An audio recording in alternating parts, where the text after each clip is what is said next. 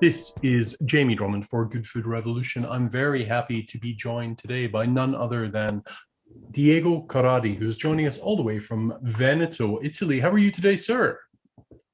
Ciao, Jamie. All good. We are here today to talk about three Soave from Azienda Agricola Pra. Great. We have three wines. I'll show you the three. We have the 2020 Otto. We have the 2019 Staforte, and we have the 2019 Monte Grande. First, let's speak about Garganega, the grape that goes into all three of these wines. What does Garganega mean to you, Diego? Garganega, of course, is the main varietal in Soave, first of all. So let's say by the rule, Garganega, has to be at least the 70% of the blend. Here, talking about these wines, we are tasting two different expressions of Garganega, 100% Garganega, Otto and Staforte. And Garganega then blended with the second local varietal, Trebbiano di Soave, in the Monte Grande. But let's say that on Graziano Pra style, let's say that the style that Graziano is proposing and the expression that Graziano, wanted to give of the varietal is really on the freshness, the acidity, the minerals, the expression of the terroir. This is the focus, let's say. So avoiding like the malolactic, keeping the wine very dry, very alive, lively, crispy. So this is the style when it comes to Pra, the sort of Soave that you can expect, complexity, but at the same time, acidity also in wines that, by the way, we mint, to age for a very long time. Let's look at the very first wine here, the 2020 Otto. Tell me a little bit about this one here. As you said, this is 100% Garganega, but what makes this wine so special? So first of all, well, the name Otto was the name of the dog of Graziano. It was a border collie. Actually, you can see it actually on a little bit on the back label. It was I never noticed that. There we go. The same bottle. And well, we decided, by the way, used to be only Soave Classic on the name, on the label, right, since the beginning. And we decided to put the name Otto in 2012, the first vintage. And this is like the fresher expression of Garganega, is the main part of our production, is the blend of all the Garganega that we produce. So Otto is basically, we own parcels on 6 different crews, yes, on the Classico, all on volcanic soil, actually. Just one parcel on limestone, actually. Otto is basically the blend of all of them. So Garganega coming from the top of the hill, from the middle of the hill, from the bottom of the hill, and of course made in order. It's like a cuvée in order to make to keep the best balance, and it's like the widest expression of what was in this case 2020 vintage in Soave. Yeah, Soave means to be very salty, mineral, dry in sugar, really flowers and fruit. And this is the kind of what Otto wants to bring, a wine that is very easy to drink, at the same time really gives a lot of complexity, and that you don't have to be scared to age, because we drink Otto even after 5-10 years. It's very interesting to see actually the evolution of the wine. For a wine that is blended from these different vineyard spots, from the different cru, it does show amazing mineral definition, because this is a complex wine. This has that kind of crisp, vibrant acidity. There's wonderful fruit there, but for me, it's much more mineral focused. And it really, I mean, this is a phenomenal wine. And the fruit, as the wine warms up, I'm beginning to get a little bit more of that kind of apricot peach fruit coming through. But on the palate, there's laser guided acidity on there. It's beautiful wine. Graziano loves tension, acidity. Something that we'll try to keep, and it's something, of course, that especially the salt, the minerals, is something that you get especially from the vineyards located on the very top of the hills. Right. Where actually it's much harder to have production because the soil is very poor, and it's very rocky. The water doesn't stay there; just is very drained. It's drained.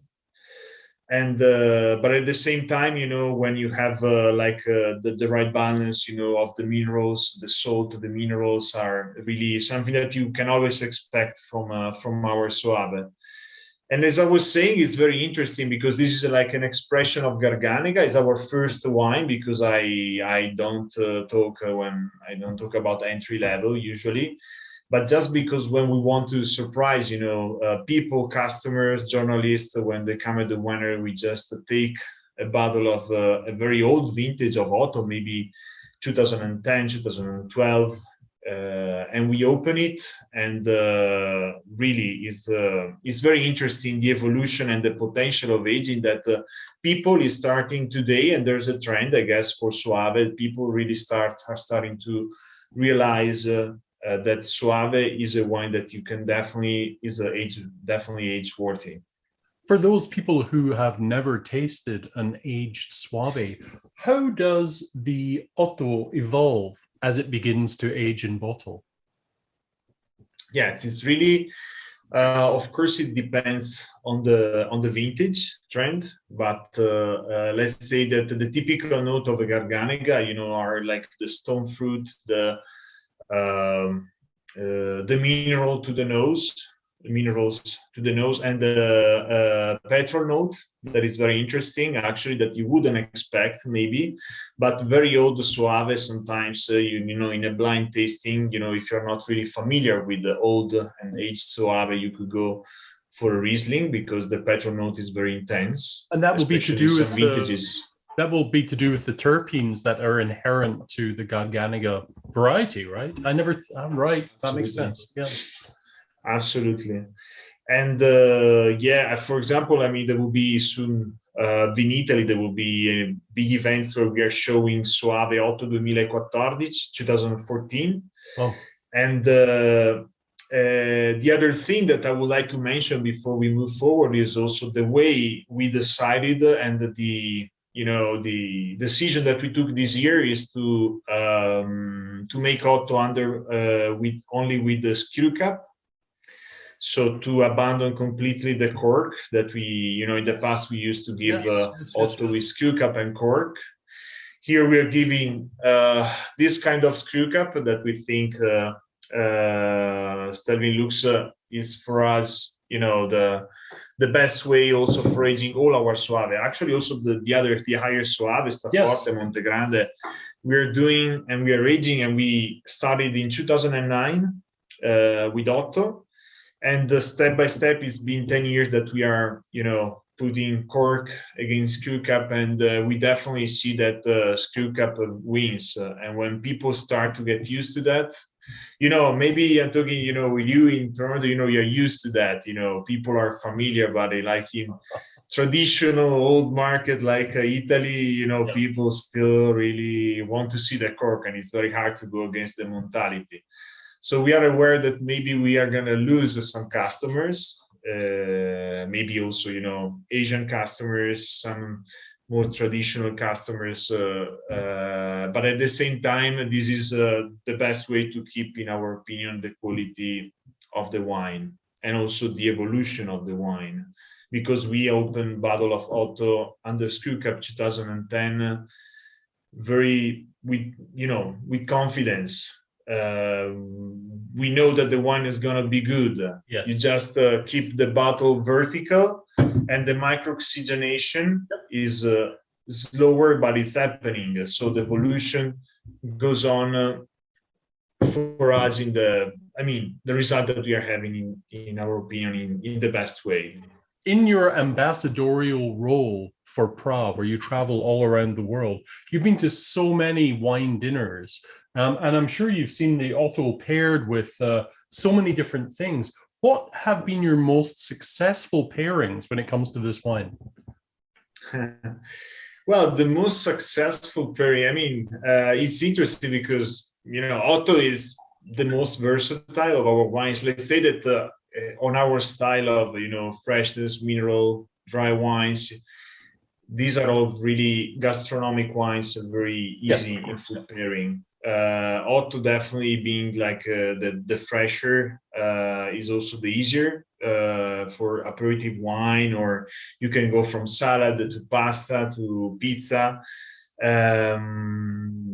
Well, in my opinion, just the most simple, simple is not really actually the most simple. Is the most traditional Italian plate, like pasta with pomodoro, spaghetti with pomodoro, with like fresh tomato, done properly. Otto performs greatly. So usually in my daily life, that's how I think, about Otto over, aperitif with fingers food. But this is like the daily battle that, and this is like the daily pairing that I would do with that. I could drink this daily for sure. I'm actually, for it being so early in the morning, I'm enjoying this a little bit too rapidly. So we should move on to the next wine. The next one. This is actually aperitif time here. So Staforte. Tell us a little bit about this one and how it differs from Otto.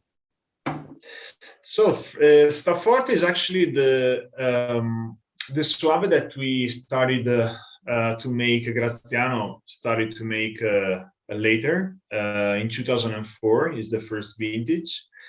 Staforte is again a pure Garganega, 100%. At that time in 2004, Graziano was searching for an expression of Garganega that could be more, to give like a more complex Garganega, a more complex Soave in stainless steel. So as Otto is fermented in stainless steel tank for 6 months, so also the Staforte technique that we apply to the Garganega is just stainless steel tank. Is a selection that we do every year on the vineyards that we have on the very top of the hills of the Classico. So as I was talking before, about, grapes, vineyards located on the very top. So a lot of salt, a lot of minerals. And we could change. So, 1 year it could come from one cru, Ponsara, the other year maybe from Frosca. And what we do here, we basically, at the time, Graziano bought a so-called bâtonnière, which is a stainless steel pail that we applied at the bottom of an almost stainless steel tank. So what we do, we leave the Garganega in contact with the lees, and as soon as the lees come down in the tank with the gravity, from the bottom, the bâtonnière moves them up. So the main advantage to do bâtonnage mechanically in this way is that, first of all the process is anaerobic, and there is no contact with the oxygen, because the tank is always completely filled. And so you retain all that freshness that you're looking for and all that fruit, right? But still, exactly. You're adding this wine is a much more contact. Yeah, and this wine is definitely a much more textural wine than the Otto. There's much more weight in the palate. It's quite a mouth-filling Soave, it has to be said. Absolutely. Well, of course, then your tasting also is a little bit more rested. It's 2019. Yes. We come out with the Staforte and Montegrande pretty much at the same time, so 1 year later. It's a 6 month on the lees with bâtonnage. So as soon as the lees coop, like turning in the tank very slowly, they get crushed in the wine. So there is this more higher texture that you were saying, and the minerals, complexity, structure, creaminess, and And then, of course, this is a way that, by the way, you get like a very clean one in the nose, in the mouth, very fresh with acidity, a lot of tension, very vertical. So this is a wine that, you know, in all the oysters bar that I visit is like the best match for me. Like here is oysters. Right. Here's a question that I've not even touched upon yet. How old are these Garganega vines? So here we go from up to 60, 70 years old. Okay. Of course, then we have like a younger plot. So let's say that when we have two different training systems. We have a Pergola Veronese, so the most traditional and oldest training system. And when we do Pergola, it's about, you know, from 40 to 70 years old vineyards. So very, very old. The newer, like 30, 20 years old, are on Guyot training system. So since Graziano started, eventually, you know, even because we work on the hills, so the hills sometimes are very steep. Eventually, if we buy new vineyards, no, they're not always in the best condition. So eventually, we have to replant, and in that case, we plant on Guyot. This is a delightful wine as well. So markedly different from the Otto. Where does the Staforte name come from? Staforte is the old name of our town, Monteforte d'Alpone. I see. So it's the ancient name, basically, of our town. We do approximately like 20,000 bottles production. And again, we started also like 4 years ago as with Staforte, so with Montegrande, with the screw cap as well. Moving swiftly on. This is a lot of Soave early in the morning for me, but it's good. This is good. This is good. We have it's going to be a great day. Oh, well, I may have to go and have a nap after this. We have the Pra Montegrande, the 2019 once again. Now, this wine is yet another different expression of Soave. Tell me about this one, Diego. So Montegrande is definitely one of our most representative, maybe our flagship Soave. Montegrande is basically the oldest hills of the Pra family, when Graziano and the family used to own vineyards for generation. It's a hill that is, if you have a look also at the map, it's like in the center, in the heart of the Classico region. Montegrande, Graziano is like also the area that Graziano, have been farming for generation, for years after years, and you realize that the grapes from this area, even in the tougher vintages, can really give still a lot of complexity and very interesting wines. Graziano started in 1988 with the first vintage of Montegrande. This is a blend of Garganega and Trebbiano, as I said before. Trebbiano is the 70%. Garganega is the 70%. Trebbiano di Soave 30%. So here we have basically 1 hectare of Trebbiano. And we base the production of Montegrande based on the volume that we get from that Trebbiano vineyard. That must be, by the way, the 30%. The secret of Montegrande, I would say, is this system, this concentration system that we apply to Garganega, that Graziano is kind of unique from, let's say, Graziano in the Soave area.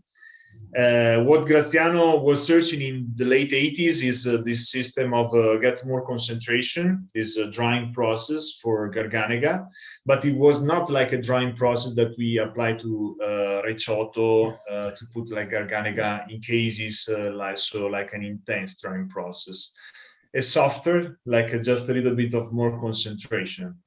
So he started to experiment this method that is called the shoot cut, that I can show you also in some photos. Yes. Basically, what we do, we have a very old pergola Veronese training system vineyards.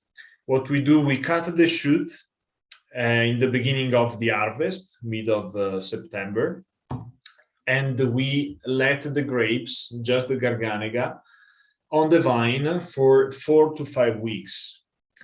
So during this period of 4 or 5 weeks, the grapes are still hanging on top of the vine, but they don't have any connection to the vine. So they start drying naturally. I see. I didn't understand that before. Right. I see. This is why we have to show a picture of it. Right? Yeah, exactly. Sometimes it's easier also to show because it's very interesting, actually. Graziano realized year after year the complexity, that, by the way, because at that time he was just searching for, to achieve a higher alcohol content or higher concentration. Mm-hmm. But he realized that complexity and the aromatic changes that Garganega makes with this process. After you have to consider that during this period, the Garganega is exposed to the sun, to the wind, to the environment. And so there is a process of dehydration during the day and rehydration at night. And also the acidity gets concentrated, the flavors. What we do 5 weeks later, we pick Garganega in the end of the harvest. Usually it's late October. We ferment then separately Garganega because Trebbiano is picked fresh, so it's already fermented at that point. And after fermentation, we put together 30% Trebbiano, 70 Garganega in big oak barrels of 3,000 liters, where we let the wine for 10 months. So Trebbiano in this case is picked fresh to bring tension, acidity, to balance this slight concentration of Garganega. But by the way, it's still a wine that is like a 3-4 grams sugar, so very dry, where the acidity is still very bright. We avoid malolactic, so the oak is very elegant on the wine. But the aromatics evolution here changes our Garganega is very interesting because it turns from lemon skin more into orange skin, pomelo, yellow fruit, almost some tropical. Yes, I was about to say there's almost like a kind of honeyed pineapple thing going on here that wasn't present in the previous wines. It's quite a I was going to say dramatic, but it's quite a subtle shift, because we see the correlation between the Garganega fruit through the Otto, the Staforte, but there's just this subtle difference that comes with that concentration. I was looking at the alcohol levels. So you move from the Otto at 12% through the Staforte to 12.5, and the Monte Grande is 13. 13. Yeah. Yes, correct. Yeah, let's say that Otto and Staforte usually are pretty much the same. So if you take a look, it's still 12, 12.3, 12.4, pretty much the same. Of course, Monte Grande also, in order to keep, since you have more sugar concentration, a little bit more, but consider that you lose like 10% of the water. So it's not like a deep drying process. But it tends to have at least one more degree in alcohol. I do enjoy the hint of that Allier oak there. It's just in the background. It's correct, like a cameo player, but it's there. It definitely does complement that concentration of the Garganega fruit for sure. Now, all of these wines are definitely gastronomic examples of Soave. As you've traveled around the world and done so many wine dinners, where does this fit at the dinner table? What kind of dish would best align with this undeniably complex wine? So in my opinion, here would be like the wine for, you need some more flavors and powers compared to the Otto. And it's different from Staforte. So if Staforte is more like in the raw fish direction, here you need some flavors. I would say like more like a crab meat, lobster. Right. Well, we have a typical. Yeah. You want something with a bit more richness, right? It's a much more, without being extravagant. It's something that's it's definitely a more generous and giving wine, and needs a food like that. But I still think because of the salinity that I've found across all of these wines, it does draw itself to that kind of richer seafood for sure. Absolutely. So I would say we have like a typical crab from Venice, then we talk, about Venetian fruit, or it could be also, some red fish, or you could go also from, like a chicken or like a pasta with ragu. Again, you can definitely play with these wines, and they really stay on the balance of the food and on the level of the taste. They never go over the taste. They're really elegant in this way. Even if Montegrande is a little bit richer, it is. I mean, it's very rich, it's very complex, but by the way, keeps a very nice elegance that never overwhelm, the taste of the food. Well, Diego, thank you very much for joining us at Good Food Revolution today, doing this this wonderful tasting of the three wines. I think the variance in aromatic and flavor profile, as well as the weight, from the Otto through the Stafote to the Montegrande, is really quite astonishing, and it's a really great selection of wines. I appreciate your time today, and I should probably go and have a little sleep now after drinking Soave so early in the morning. But thank you so much for your time and all of the information that you've given to us today. Hopefully we'll see you in Toronto at some point soon. And for now, cheers. Chin chin, Jamie. And of course, I'm looking forward to come back and see you in person and have some Soave. That sounds good to me. Bye for now.